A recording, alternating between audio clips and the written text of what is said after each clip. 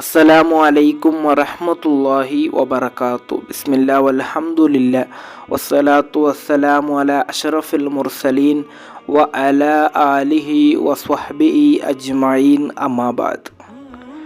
ಮನೆಯಿಂದ ಹೊರಡುವಂತಹ ಸಂದರ್ಭದಲ್ಲಿ ತಂದೆ ತಾಯಿಯ ಸಮ್ಮತಿ ಕೇಳುವಂತಹ ಸ್ವಭಾವ ನಿಮಗಿದೆಯಾ? ಹಾಗೆ ಆ ಸ್ವಭಾವ ನಿಮಗಿದ್ದರೆ ಇದನ್ನೊಮ್ಮೆ ಕೇಳಿ ನೋಡಿ. ಇಮಾಮ್ ಅಬೂ ದಾವೂದ್ ರಲಿಯಲ್ಲಾಹು ಅನ್ಹು ರವರು ವರದಿ ಮಾಡಿದಂತಹ ಹದೀಸ್, ಅಬಿ ಸঈದಿಲ್ ಖುದ್ರಿ ರಲಿಯಲ್ಲಾಹು ಅನ್ಹು ರವರಿಂದ ನಿವೇದನೆ, ಅನ್ನ ರಜುಲನ್ ಹಾಜರ ಇಲಾ ರಸೂಲಿಲ್ಲಾಹಿ ಸ್ವಲ್ಲಲ್ಲಾಹು ಅಲೈಹಿ ವಸಲ್ಲಂ ಮಿನಲ್ ಯಮನ್. ಓರ್ವ ವ್ಯಕ್ತಿ ಯಮನ್ನಿಂದ ಪ್ರವಾದಿ ಸಲ್ಲಲ್ಲಾಹು ಅಲೈಹಿ ವಸಲ್ಲಮರ ಬಳಿ ಹಿಜ್ರ ಬರ್ತಾರೆ. ಅಂದರೆ ಹಿಜ್ರ ಎಂದು ಹೇಳುವಾಗ ತನ್ನ ಕುಟುಂಬವನ್ನು ಎಲ್ಲವನ್ನೂ ತ್ಯಜಿಸಿ ದೀನ್ನಲ್ಲಿ ಕಾರ್ಯಾಚರಣೆ ಮಾಡಲಿಕ್ಕೋಸ್ಕರ, ದೀನಿಗೋಸ್ಕರ ಖಿದ್ಮತ್ ಮಾಡಲು, ಯುದ್ಧದಲ್ಲಿ ಭಾಗಿಯಾಗಲು ಎಲ್ಲವನ್ನೂ ತ್ಯಜಿಸಿ ಬರುವುದಾಗಿದೆ. ಹಾಗೆ ಓರ್ವ ವ್ಯಕ್ತಿ ಯಮನ್ನಿಂದ ಮದೀನಾಗೆ ಬರುತ್ತಾರೆ.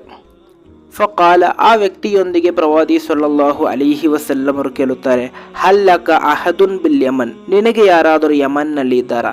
ಅಂದರೆ ನಿನ್ನ ತಂದೆ ತಾಯಿ ಅಥವಾ ನಿನ್ನ ಕುಟುಂಬಸ್ಥರು ಯಾರಾದರೂ ಯಮನ್ನಲ್ಲಿ ಇದ್ದಾರಾ ಎಂದು.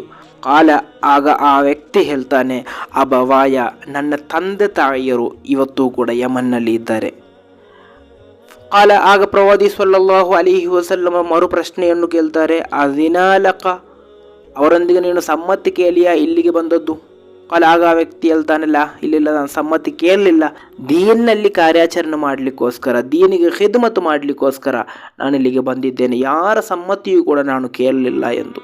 ಕಾಲ, ಆಗ ಪ್ರವಾದಿ ಸಲ್ಲಲ್ಲಾಹು ಅಲೈಹಿ ವಸಲ್ಲಮರು ಹೇಳುತ್ತಾರೆ, ಇರ್ಜಾ ಇಲೈಹಿಮಾ ಫಸ್ತಅಜಿನ್ಹುಮಾ, ಹೋಗು, ನೀನು ಅವರೊಂದಿಗೆ ಸಮ್ಮತಿ ಕೇಳು, ಸಮ್ಮತಿ ಕೇಳಿದ ನಂತರ ಬಂದರೆ ಸಾಕು. ಫ ಇನ್ ಅದಿನಾಲಕ, ಇನ್ನು ಅವರು ನಿನಗೆ ಸಮ್ಮತಿಯನ್ನು ಕೊಟ್ಟರೆ, ಫಜಾಹಿದ್, ನೀನು ಯುದ್ಧಕ್ಕೆ ಬಾ, ನೀನು ನನ್ನೊಂದಿಗೆ ಕಾರ್ಯಾಚರಿಸಲಿಕ್ಕೋಸ್ಕರ ಬಾ, ನಿನಗೆ ನಮ್ಮೊಂದಿಗೆ ಸೇರಬಹುದು. ವ ಇಲ್ಲ, ಇನ್ನು ಅವರು ನಿನಗೆ ಸಮ್ಮತಿ ಕೊಡದಿದ್ದರೆ ಫಬಿರ್ರಹುಮಾ, ಅವರ ಸೇವನೆಯಲ್ಲಿ ನೀನು ಮಗ್ನನಾಗು, ಅವರಿಗೆ ಸೇವನೆಯನ್ನು ಮಾಡ್ತಾ ಇರು ಎಂದು. ಇಲ್ಲಿ ಪ್ರವಾದಿ ಸಲ್ಲಲ್ಲಾಹು ಅಲೈಹಿ ವಸಲ್ಲಮರ ಯಮನ್ನಿಂದ ಬಂದಂತಹ ಆ ವ್ಯಕ್ತಿಯೊಂದಿಗೆ ನೀಡಿದಂತಹ ಒಂದು ಉಪದೇಶವಿದೆ. ನೀನು ನಿನ್ನ ಮನೆಯಿಂದ ಹೊರಡುವಂತಹ ಸಂದರ್ಭದಲ್ಲಿ ನಿನ್ನ ತಂದೆ ತಾಯಿಯರ ಸಮ್ಮತಿಯನ್ನು ಕೇಳಿ ಬರಬೇಕು. ಅವರ ಸಮ್ಮತಿ ಇದ್ದರೆ ಮಾತ್ರ ನೀನು ಬಂದರೆ ಸಾಕು, ಅವರ ಸಮ್ಮತಿ ಇಲ್ಲದಿದ್ದರೆ ನೀನು ಬರಬೇಡ ಎಂದು. ಸಾಮಾನ್ಯವಾಗಿ ನಾವು ನಮ್ಮ ಮನೆಯಿಂದ ಹೊರಡುವಂತಹ ಸಂದರ್ಭದಲ್ಲಿ ನಾವು ಯಾವತ್ತೂ ಕೂಡ ನಮ್ಮ ತಂದೆ ತಾಯಿಯರ ಸಮ್ಮತಿಯಿಂದ ಮಾತ್ರ ಹೊರಗೆ ಹೋಗಬೇಕು. ಅದು ಮಸೀದಿಗಾದರೂ ಸರಿ, ಎಲ್ಲಿಗಾದರೂ ಸರಿ, ಮನೆಯಿಂದ ಹೊರಡುವಂತಹ ಸಂದರ್ಭದಲ್ಲಿ ತಂದೆ ತಾಯಿಯರೊಂದಿಗೂ ಕೇಳಬಹುದು, ಇನ್ನು ತಾಯಿಯೊಂದಿಗಾದರೂ ಕೇಳಬಹುದು ಅಥವಾ ತಂದೆಯೊಂದಿಗಾದರೂ ಕೇಳಬಹುದು. ಸಮ್ಮತಿಯನ್ನು ಕೇಳಿಯೇ ನಾವು ಹೊರಡಬೇಕು.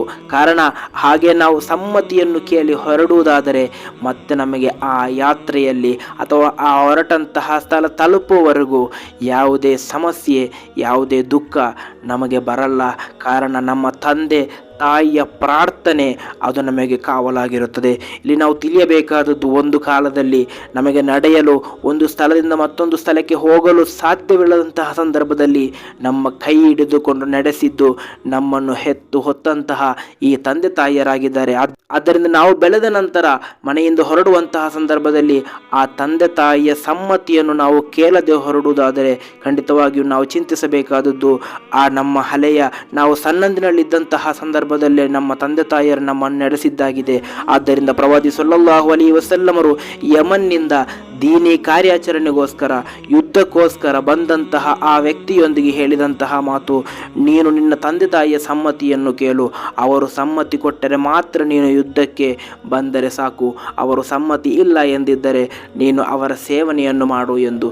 ಆದ್ದರಿಂದ ತಂದೆ ತಾಯಿಯ ಸೇವನೆಯನ್ನು ಮಾಡೋಣ, ಅವರ ಸಮ್ಮತಿಯಿಂದಲೇ ನಮ್ಮ ಪ್ರತಿಯೊಂದು ಕೆಲಸವೂ ಕೂಡ ಆಗಲಿ. ಅಲ್ಲಾಹನ ತೌಫೀಕ್ ನೀಡಿ ಅನುಗ್ರಹಿಸಲಿ. ಅಸ್ಸಲಾಮು ಅಲೈಕುಂ ವರಹಮತುಲ್ಲಾಹಿ ವಬರಕಾತು.